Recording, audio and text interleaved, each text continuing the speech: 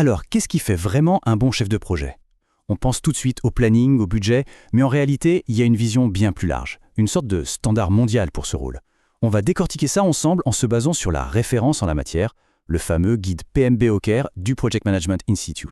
On se pose souvent la question, un chef de projet, c'est quoi au juste? Juste quelqu'un qui surveille les diagrammes de Gantt et les budgets? Eh bien, si on s'arrête là, on passe complètement à côté de la plaque. C'est une vision super réductrice. En fait, le rôle est beaucoup plus stratégique. On va voir ça tout de suite. Pour bien commencer, le PMBOK met les points sur les I. Un chef de projet, ce n'est pas un manager fonctionnel qui gère son département au quotidien.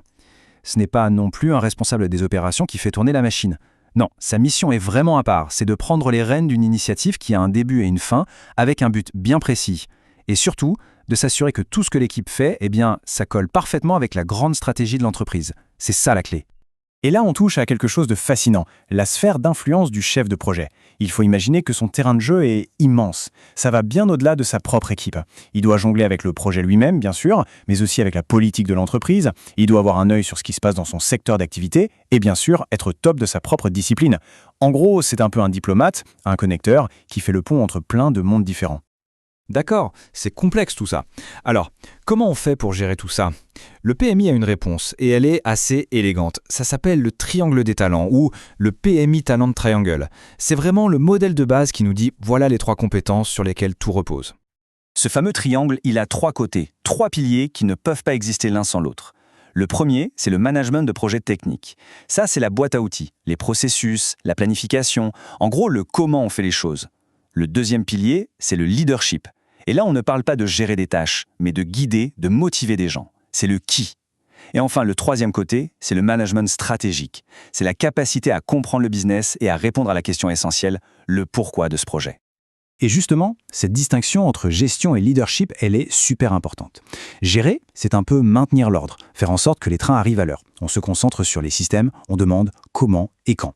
Le leadership, c'est autre chose. C'est créer le changement, innover. Là, on se concentre sur les gens, on inspire confiance et on pose les questions qui comptent. Quoi et surtout, pourquoi? Un excellent chef de projet doit savoir faire les deux, mais c'est vraiment le leadership qui le transforme en véritable moteur de changement. Si on devait trouver un seul mot pour résumer tout ça, ce serait celui-là. Intégrateur. C'est vraiment le cœur du réacteur, la fonction la plus critique du chef de projet. Pensez à un chef d'orchestre. Son boulot, ce n'est pas de jouer de tous les instruments, c'est de s'assurer que les violons, les cuivres, bref, que tous les processus, toutes les connaissances et surtout toutes les personnes jouent ensemble en parfaite harmonie.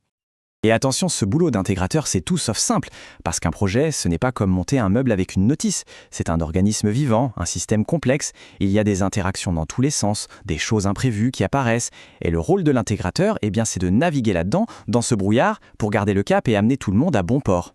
Pour finir, le PMBOK nous laisse avec une image, une question vraiment intéressante. Le chef de projet idéal, c'est plutôt un chef d'orchestre ou un architecte. Le chef d'orchestre, c'est celui qui guide l'exécution.